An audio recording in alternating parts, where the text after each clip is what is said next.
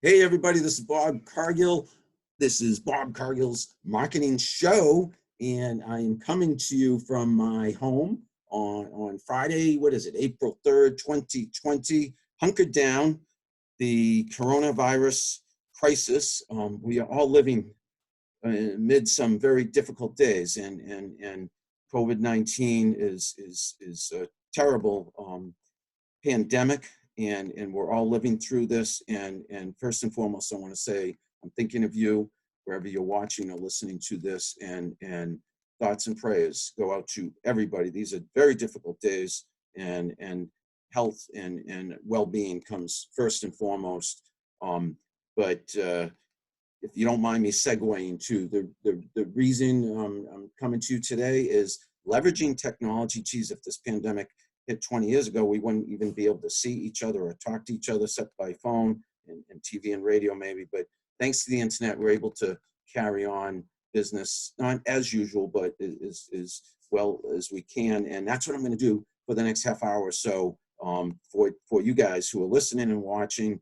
And that is carry out Bob Cargill's Marketing Roadshow with my guest today, Wendy, Pease. And I say Marketing Roadshow, that's my in-person event. This is the marketing show. This is the podcast, the video conversation. And again, for those of you watching on Instagram Live, Wendy, thank you so much for joining me. You reside in Sudbury. I think you work often in Sudbury like I do, and you're online a lot like myself. So people like you and me, it's not as much of an adjustment to go online like we're doing now. But thank you for being my guest today on Bob Cargill's Marketing Show. And if you don't mind, tell my audience about yourself, your background, what you do, your elevator pitch, if you will. Oh, sure. Well, I'm president of Rapport International, and we connect humans around the world by translating or interpreting your words into any language. So I've been the owner of Rapport International for 15 and a half years now. It was founded in 1987, and we focus completely on high quality language services. So technology has been fantastic coming into the industry. I mean, Google Translate has opened a lot of doors for casual conversation, but we really specialize in high quality. Like if you're doing a website, if you're doing social media, if you're doing outreach, legal documents, anything in clinical trials or, life sciences that have to be accurate and perfect, that's where we get involved. So I got into this because I love languages and cultures. I'm connected to people all over the world. Just this week, I talked to somebody from Bahrain, Luxembourg, Spain, Italy. So yeah, I know I love technology and what it's doing. And so running this business, I get to stay right in the midst of culture and language.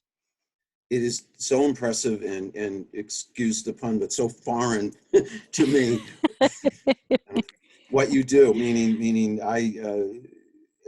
it's a little complicated to me to hear and complex. And I imagine me saying that is what you hear from your customers and clients, meaning that's why they need you, because you provide a service that is valuable, invaluable, and I don't hear of many people or companies that do what you do. Am I right? Do you have not necessarily exclusive, but is it rare for companies like yours to be around? And are there many other companies like yours? And how do you compete with them? And what's your unique selling proposition, if you will?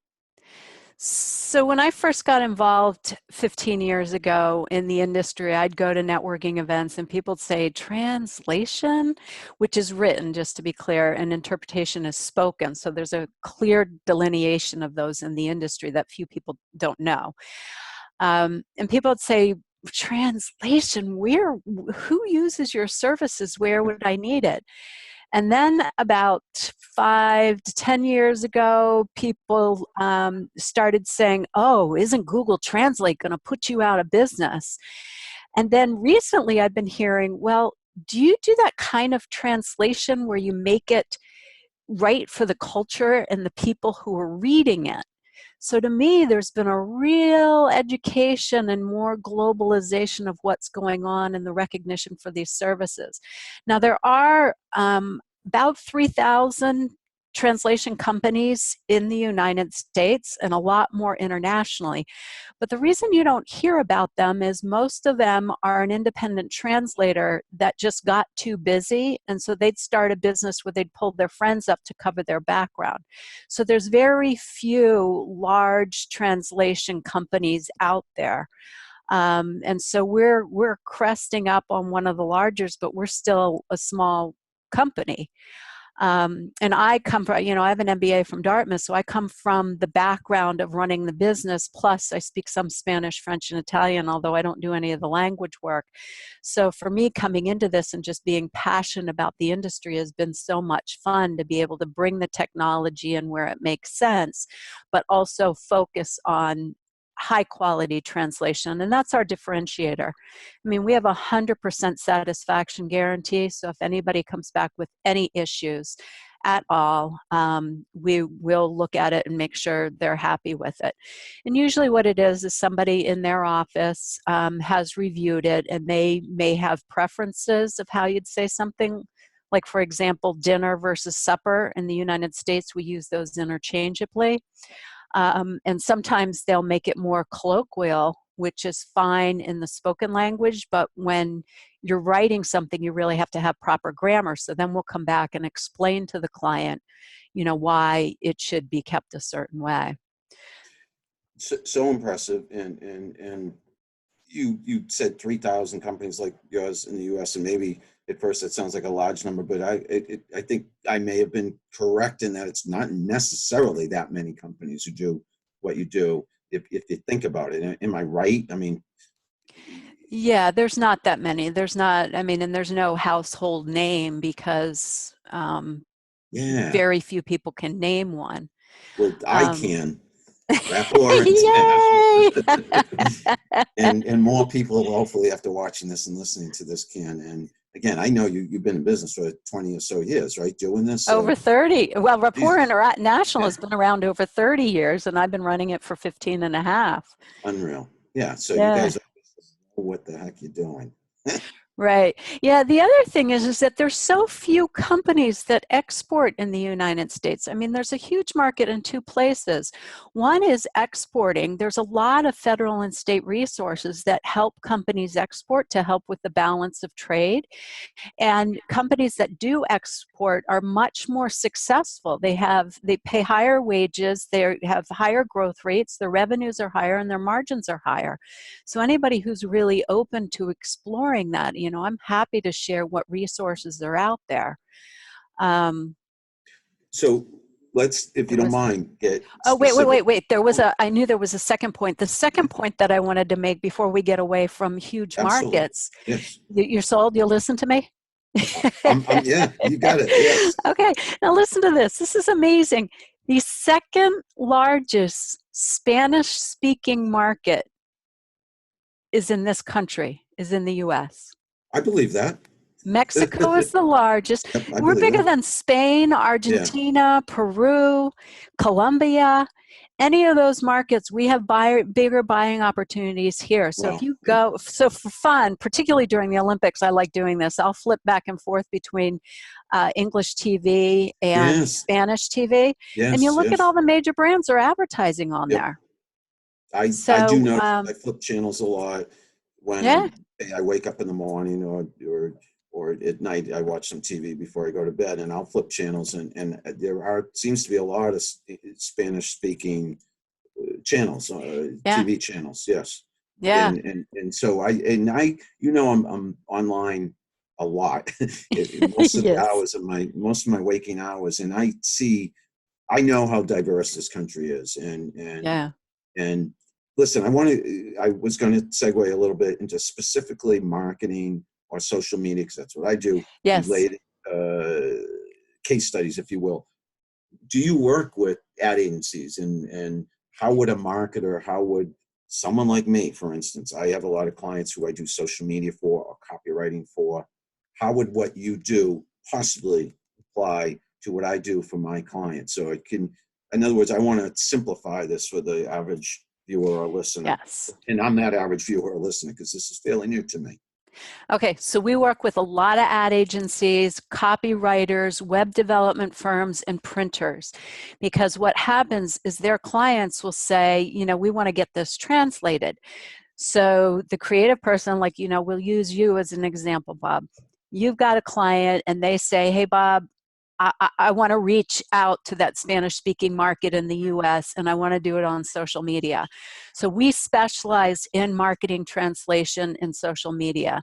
So first, what we like to do is build a strategy around that. So first, we want to understand what your client wants to do. What's their strategic goal?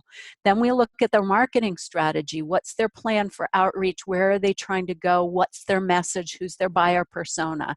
Then we develop a multilingual strategy to support that. So, you know, we're pretending your client wants to reach out to Spanish speakers in the US and they want to increase, you know, clicks.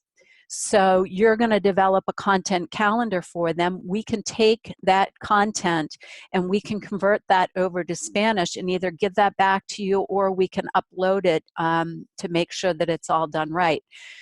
So that's the strategy. We look at the process because every client has a different process. And some companies, some competitors of ours will say, this is our process, you got to fit into it. What we've done is we've really say, okay, we want to understand how you're working now, what the problem areas are, streamline that process so we can step in and make it smoother for what you already have going. Then we look at technology. So machine translation like a Google Translate is not good enough for social media. There's all sorts of examples of that on our website. We send the tidbits out on the emails that you get, Bob. But there is a translation called translation memory. So if you've got your marketing message, that's going to be a consistent message that you want to keep. And so you might reuse copy. We'll keep that in a memory. So you keep your message consistent going out in other languages and you're not retranslating it all the time. And then the last thing, so we look at strategy, we look at process, we look at technology, and then we look at quality. So if you're doing marketing, social media outreach, we know the quality has to be good. There's some things like if you get an email and it's in a different language and you know what it says, sure, take it, pop it into Google Translate. You'll get the gist. If it's somebody saying, Right. hey, send me your bank account, you're going to ignore it. But if it looks like a legitimate business thing, you might choose to respond. So in today's, what's going on in the world today, the pandemic, the coronavirus crisis, I imagine there are a lot of messages. Let's keep to talking about the United States and because we do have a good example, a large Spanish speaking population. I would imagine there are a lot of messages going out that are urgent, let's say sent by government officials and leaders, et cetera. Are they making sure that their messages are going out in different languages? And would they possibly engage a company like yours during these times? Yes, and I'm worried. And maybe those answers are backwards. So I think, yeah. Yes, there are communications going out. I'll send you a link to the Massachusetts Department of Public Health, who has translated information on their website that people can use and share. I was very concerned about, you know, it's hard to find for me as an English speaker on that website. So I've been trying to share it with a lot of manufacturers or people that I know have a lot of employees that don't speak English. So I think people are translating the material. I'm worried about how it's getting out. I did hear the city of Boston had a whole effort of people that were going out and giving brochures or printed information out to non-English speakers. And I saw that, yes. Okay. So I am concerned about the information that's going out. But on the other hand, we were just talking about technology. So if people do have the internet or the Spanish-speaking TV at home, they'll be getting information that way too. They'll be able to search in their language.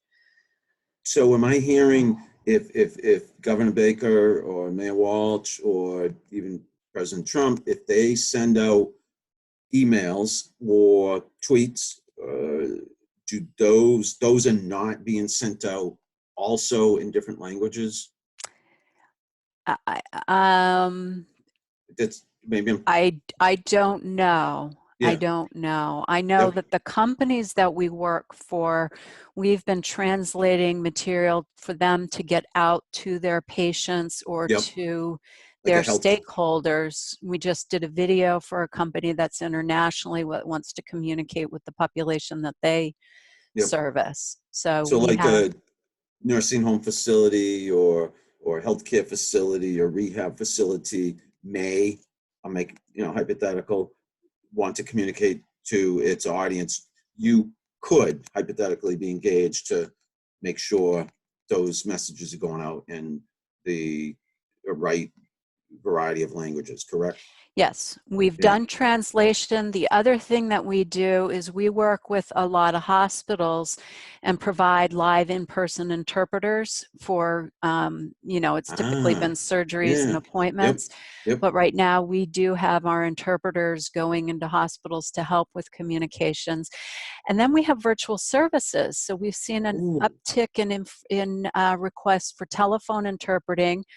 We can provide an interpreter for a Zoom meeting like this. And there's also video remote interpreting where if the patient and the doctor are in the room or the healthcare provider, yes. they can over a HIPAA, a platform like this wouldn't be HIPAA compliant and secure, but we have video remote interpreting where if the two people are in the room and they bring the interpreter in from the platform. So Yes. Like we have telehealth. different ways. Yeah. Yeah, That it's would be similar to telehealth. telehealth. Yeah. Yeah, and if if I have been in the hospital and recently and I remember not me as a patient but just walking through the hospital and I saw a sign where it says if you need a translator, please dial this number or please contact so and so or please go Yes. to this desk. That could be a service you provide. That is a service we Yeah, provide. We provide yeah. that. Oh, so Yeah, for a lot of yeah. medical facilities. I would imagine that the sky's the limit, unlimited opportunities for you and companies to engage your services. And that's only going to increase as this world, certainly our country, becomes more diverse to reflect the world's population. Well, the other interesting thing is people in the United States historically, like people our age, are all afraid of other languages and cultures. And so Yeah. in exporting, why do I need to go there when I've got the United States? But you look at the Chinese market, you look at the economies overall are growing. So there's so much potential out there. Now the millennials are coming along and they've traveled, they've Yeah. been in classes with people that speak different languages. They're on the internet. It's a very easy way for them to do business. So those businesses and those as they're coming into leadership positions, they're not afraid of different Right. languages and cultures. So we actually are seeing an increase in international business. And Fascinating. prior to this whole epidemic, I fully believe that we're so connected internationally just by the way people are traveling in business. And if you look at a car manufacturer, they've got parts that are made from all over the place and Hmm. then come and put together. This pandemic has blown me away with how much we're connected. I mean, I was already, preaching that song, but Right. this is Yep. shocking to me. Yep. No, that's what I said in the top of the conversation. People like you and me, we're used to be on the online with no boundaries, living in this virtual world, and that's new to some people now. I think a silver lining, if you will, but certainly for people like you and me, we get it. We can Yeah. continue almost business as usual. And those who didn't understand technology and take a worldview, if you will, I think coming out of all this world will be thinking more about technology and more about coming together as a world community, not just by country or state, but globally. We'll be thinking and working, hopefully more collaboratively. Um, Yes. I'm going to ask you. I'm going to change course a little bit, if you don't mind. Okay. Speaking of looking globally or outside of our bubbles, if you will, wherever we work, wherever we live. Who gets it? What companies, what brands? It's a curveball. We didn't go over I mean, I did, in spirit of transparency, send you a list of some of the questions I might ask you, but I don't know if this is one that was on that list. Who do you think gets how to communicate in today's day and age? What brands, what people, who do you follow for inspiration? Pretty open-ended, broad question. Feel free to go in any direction with that. Could be locally, could be nationally, could be, yeah. Any brand, any person. I mean, we translate for Staples and for Tomy that does all the toys and baby paraphernalia. So it's Thomas the Tank Engine, Disney characters, Pixar Studios, you know, all the things that are sold at like a Toys R Us would sell. The Take and Toss line. So that's what Tomy does. You know, then there's the whole contingent of education, government, which is legal, and then medical that are mandated by law to provide in-language communications. So in any of those places. So take it, if you don't mind, a step further, and if you don't mind, outside of the translation interpretation world, in general, what companies, which people do you think? So, like I say, we're just talking generally.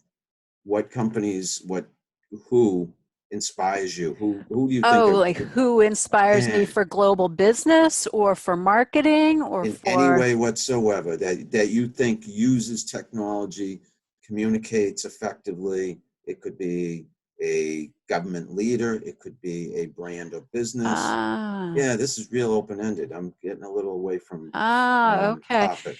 You know what? I have been spending a lot of time on LinkedIn and watching how people are successfully making relationships on there. And Jackie Hermes is I know one. that. Yeah, You I know know her. Jackie? Yeah, Yeah. I see her. I think HERMES. we're connected. She's a Yes, marketing pro, and what she does on LinkedIn is educational. It's very personable. She develops relationships. So she's somebody that I really like to follow. that's what I mean. Yeah, I'm looking for Okay. just random who inspires Wendy Pease. You could name drop. You can someone we all Yeah. know, someone we don't know. I do see her on LinkedIn. I don't know if we're connected, but I've seen her pop into my feed. I have a feeling either I follow her or we are connected. Yeah. Yeah. I Anyone think else? she is. Yeah. Dan Tyre, he works for HubSpot. Okay. He is like kind of in charge of running their partner program education stuff. So he is always upbeat. He remembers everybody. He's so positive all the time. He wrote a book about inbound that is very helpful, and that's the whole inbound marketing is all Oh HubSpot yeah. and what they've They done. HubSpot is a company I always put at the top of my list when people ask me for, modern companies that get marketing, and they pioneered so many things with regard to inbound marketing, social media. Their Yes. blog is absolutely fantastic. I've been reading Oh it and yeah. sharing Yeah. their content for forever, it seems. Yeah. Um, hey, I'm gonna, again, I go in different One ditches. last one. Oh, go ahead. M- Yeah. Marcus Sheridan. Okay. He's also real big on LinkedIn. His videos are informative and very entertaining. And he just wrote the book, You Ask, or They Ask, You Answer. And it's about the top 5 questions that prospects want to know and how you answer those to keep them engaged. So I, it's a continuation of the inbound book. I'm taking notes. Jackie, I am aware of Dan and Marcus, not so much, so I'm going to look them up. Okay. And I hope Yeah. anyone listening and watching looks them up and tell them Bob and Wendy sent you. You didn't ask, but I'm going to tell you a few people because you got me thinking because I didn't know where you'd go with that answer, but you named people. I'm going to name people. Mark Schaefer, who's written a great book, Marketing Rebellion. I saw him speak. I was like in the front row last year, seeing him speak in Boston. I follow him on social media. He is brilliant, amazing. Love Mark Schaefer. Seth Godin. You probably heard of Seth Oh, I've Godin. heard of Seth Godin. Yeah, and followed So some with of his that, stuff. you know what? I'm going to show you guys ask me how and why I have this, but look at, I like Seth so much. I have a Seth Godin doll, action hero. Seth Godin action hero. I didn't plan to show that, but I knew I had it. You know what? Kit. Then I'll show you what I have on my desk. Love that. Show and tell. Uh-huh. My Chinese hat. Love that. Uh-huh. It's got the braid on it too. See, we can entertain our audience. You can continue to wear that if you'd like, and I could keep Seth in the Yeah, it doesn't fit over my headset though. It's not comfortable. It's kind of falling off. I'd have to take my headset off and then I wouldn't hear you. Seth Godin has written probably 20 or so books, and his famous one is Purple Cow. But he's yes. Seth's been around for a long time, talking about things that a lot of people are just talking about today for the first time. Not me and you, but he's been talking about those things for 20 years in marketing. There was one more person I want to mention, is Chris Brogan. He's fairly local, I believe, lives in Massachusetts, and he inspired the heck out of me with some of his books and speaking, and he's fantastic on social media. Chris Brogan is phenomenal. Highly recommend. Good. I'll have to look for him. His name's familiar too, but I can't. He is very approachable on social media. If you or anyone listening, watching, reaches out to him, just say, Bob sent you. I'm going to pivot. I'm going to talk about your website. And last night, I knew we were going to be talking this morning. I've seen your website before, but last night I was going over it very closely. And you already mentioned something that I was really impressed with. I'm a direct marketer by trade. I've been doing this copywriting and direct marketing before I get into social media. Back, early 80s I started. And a satisfaction guarantee is a fundamental of marketing. Guarantee your products or services, provide reassurance that you're going to do a great job. And to me, any business or service should be able to offer that, because why else would we be in business if we didn't think we had the best products and services and wouldn't back them up with a guarantee? Not everybody does. You do. I'm so impressed to see that pop up on your website. What's the genesis of that, and how does it work? I know no one's ever called you on it because you deliver superior services. You know what? It's the focus on quality. And I can remember when I first bought the company for 15 years ago, and if somebody called up and they said, oh, the translation wasn't good, my heart would just start beating and I'd be panicked and I'd be worried. And every time we dig into it, it's either a word preference like we talked about earlier, or it's, something is there, or there's a misinterpretation. And so we've spent a lot of time figuring out, suggestions on how to write global English, how to make sure you can check the quality, because people feel like, oh, if I don't know the language, I can't check the quality. So our focus has always been about high quality. And if that's what your focus is, then there's no problem to offer 100% guarantee on it.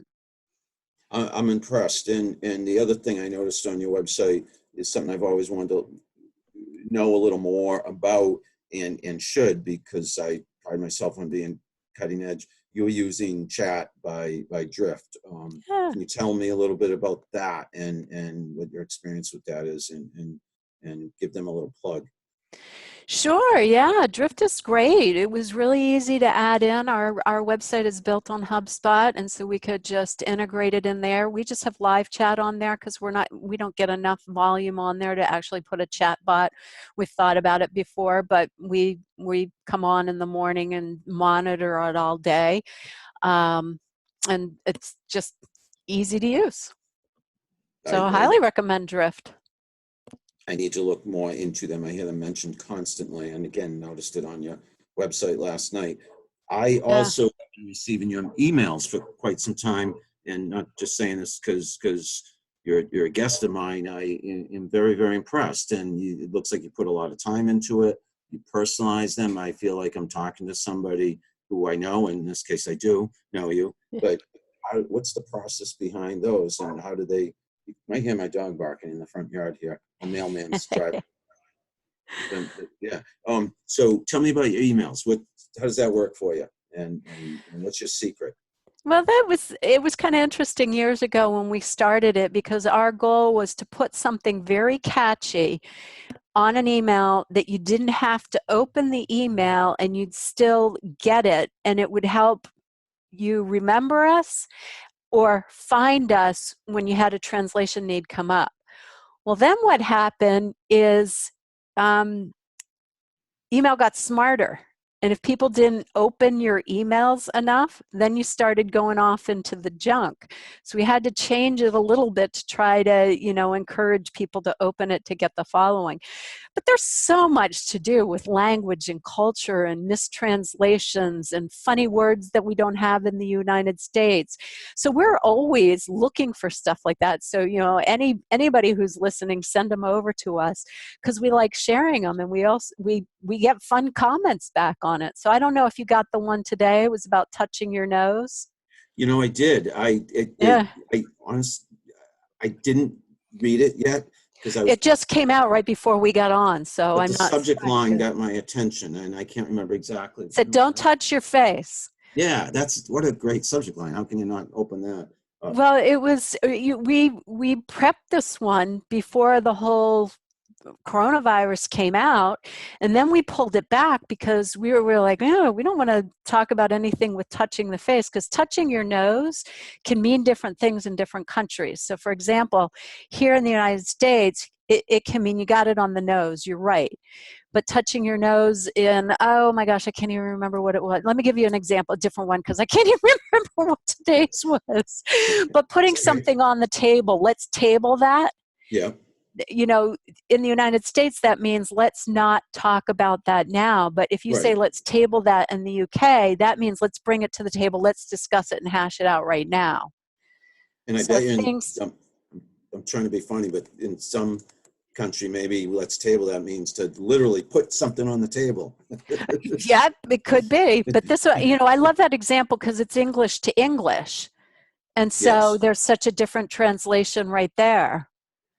So I was just, I got to find out the nose one right now. You can while I'm talking and trying to. There we go. On the nose, or you're right. You got that on the nose. Well, in Italy, it means watch out. And in the UK, it means you're being nosy. And then somebody emailed me back and said, you play that game called Nosies? Who's taking out the trash? Nosies. You got to take out the trash because you didn't put your finger on your nose. I just think of sometimes at the doctor's office, they ask you to touch your nose, don't they? Oh yeah, that's a neurological. Yeah. But you got the policeman. I hope the policeman's never asked you to touch your nose. No, that has never happened. Good. Why would they do that? Yeah. I have no idea. I can touch my nose even with my eyes closed, folks. See? Now, can you stand on one foot with your eyes closed? Well, we'll save that for the next time we talk. Off topic. Yes.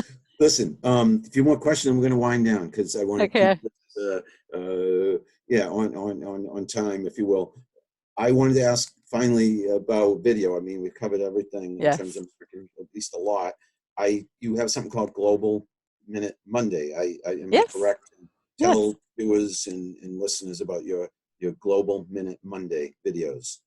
So as I mentioned, I've been spending a lot of time on LinkedIn and making connections and actually making friends, and some people that I can't wait to meet. They're all over the world.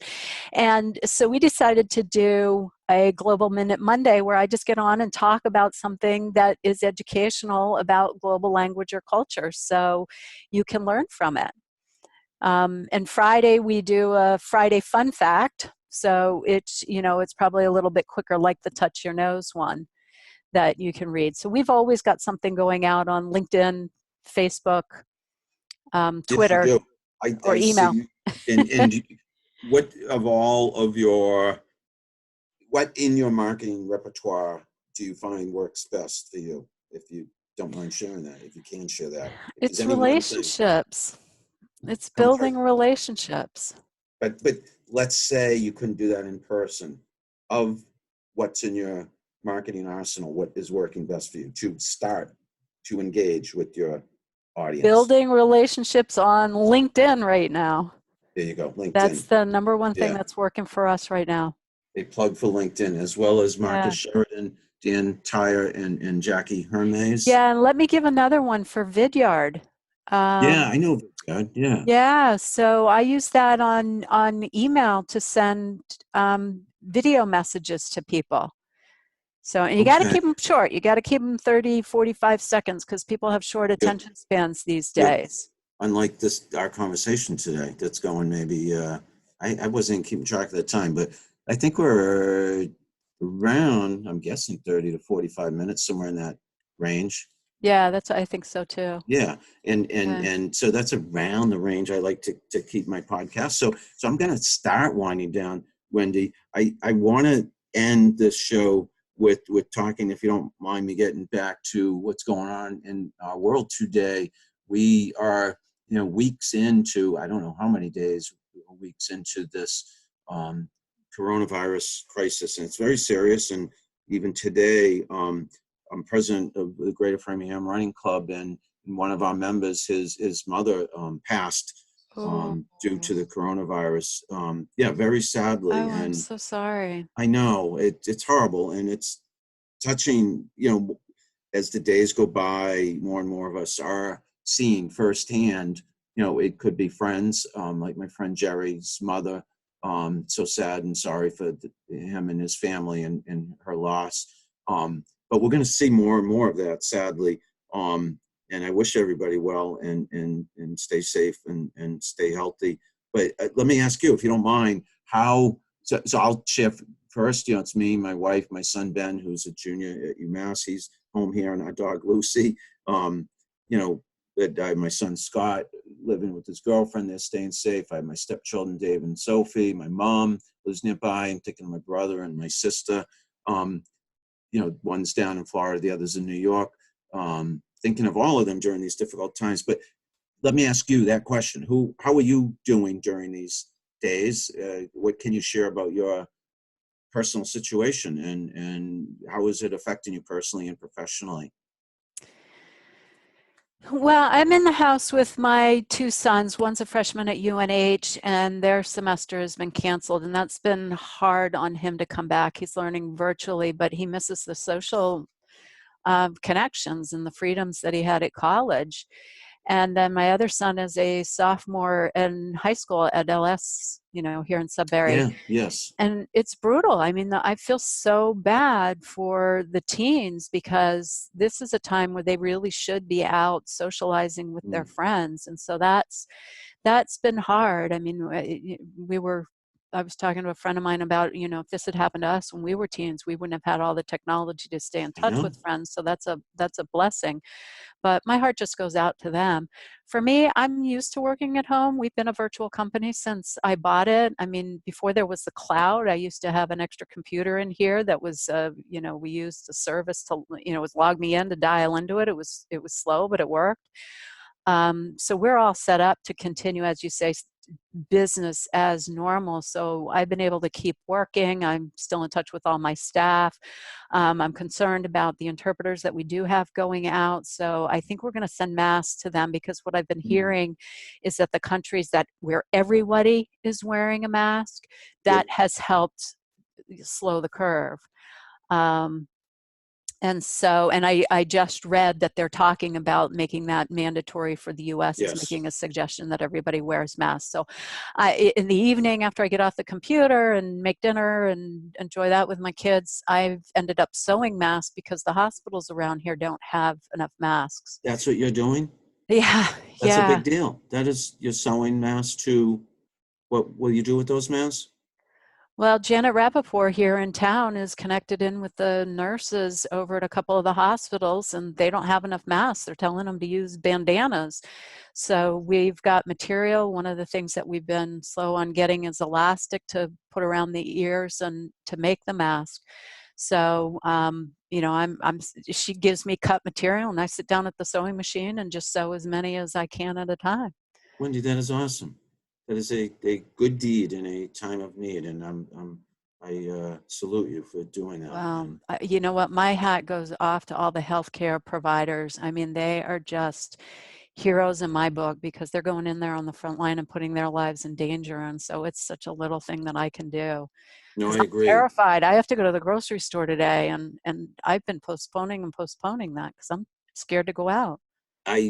We all should be and need to take precautions. My wife and I went to the grocery store last weekend, and it was, so we didn't have masks, but I had one of those neck warmers that I put up over my Oh, good face. for you. Yeah. Yeah, and we kept our distance, but it was still quite stressful, and it's going to get more stressful. And yeah, we now, I will say, in our house have 4 of those, the real deal. I'm not sure what you call them, but the masks, because my son Scott is in construction and carpentry, and he had a few of them, and gave us one each for those of us in the house. We haven't worn them yet, but the next time I go to the store, if I have to, I'm certainly wearing that mask, as would my wife.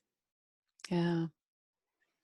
Yeah, so I'm gonna end and with again, we both, Wendy and I, anyone who's listening and watching, take good care of yourselves. Be safe, Yeah. be healthy. We are thinking of you.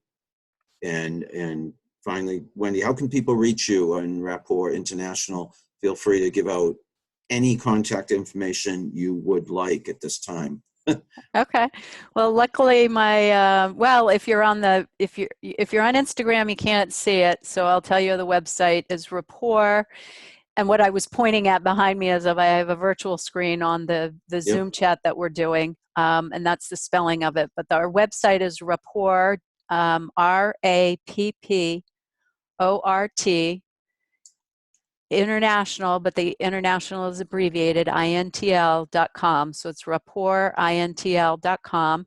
I'm on LinkedIn. It's easy to find. Wendy Pease, and that's spelled Pease at Rapport International. My title is Translation Expert. Or my email is Wendy Pease, all one word, at Rapport INTL. And I welcome anybody to outreach to talk about marketing or multilingual marketing or global outreach or the free resources for exporting, or things that you can do now to get yourself prepared for launching when all this pandemic settles down. So happy Wendy, to help. Wendy, thank you. You're very helpful with all the information you share with us today, and you're being so helpful to healthcare workers by making those masks during this pandemic. I salute you again for doing that. And thank you for being on Bob Cargill's marketing show. And thank you to anyone who is listening live on Instagram. I'm going to end that portion of the show in a minute, and I'm going to end the Zoom portion of the show in a minute or less, and wind things down. And you can see the video on social media somewhere, YouTube, etc. You'll be watching this, I hope, and I'll put the audio up on my podcast, Bob Cargill's Marketing Show. Thanks again, Wendy. Thank you. Really Stay appreciate safe. it. Stay safe, be healthy, and to everyone who's listening and watching, thank you. We will talk to you, see you again. Bye-bye. Bye-bye. Bye, Wendy.